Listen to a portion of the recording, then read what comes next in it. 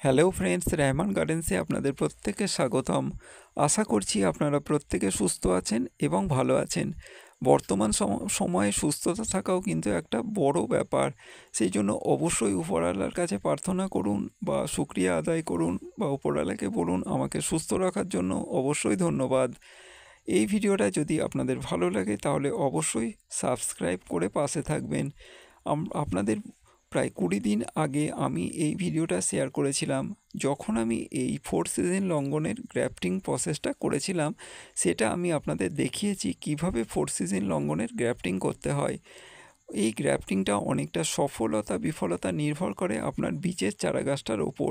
বীজের চারাগাছটা যদি পরিপক্ক হয় তাহলে কিন্তু খুব তাড়াতাড়ি গ্রাফটিংটা সফল হয়, আর যদি পরিপক্ক না হয় সেক্ষেত্রে সফল নাও হতে পারে।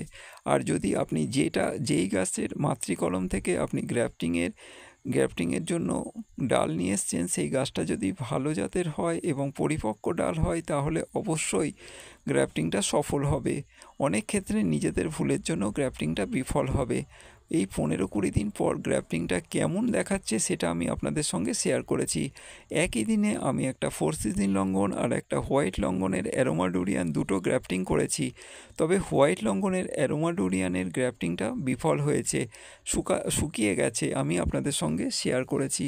আর 4 সিজন লঙ্ঘনটা সফল হবে বলেই আশা রাখছি, কারণ পুরোপুরি সবুজ হয়ে আছে এবং মাথার দিকে এই অংশ দিয়ে কচি পাতা বেরোনোর মতো দেখাচ্ছে।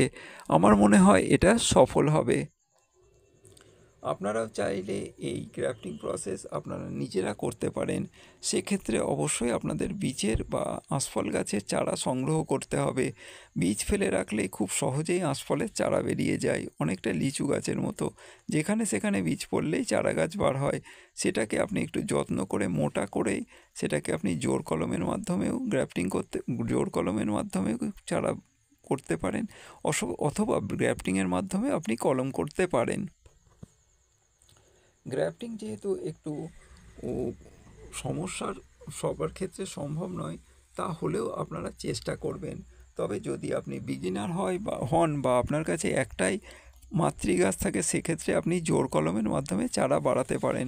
গ্রাফটিং প্রসেসটা যদি বিফল হয় তাহলে কিন্তু আপনার গাছটা মারাও গেল, ডালটাও আপনার বিফল হলো। কিন্তু এক্ষেত্রে যদি আপনি জোর কলম করেন তাহলে অবশ্যই একটা গাছ আপনি পেলেন, যেটা আপনার একই সঙ্গে ফল দিতে সক্ষম হবে। আর ভিডিওটা যদি ভালো লাগে তাহলে অবশ্যই সাবস্ক্রাইব করবেন। আর ভিডিওটা প্রত্যেককে যে সময় নষ্ট করে দেখছেন, এই জন্য আপনাদের আমি ধন্যবাদ জানালাম। গাছটা সফল হবে আশা রাখছি। পরে আমি ভিডিওতে আপনাদের আপ টু ডেট দেবো।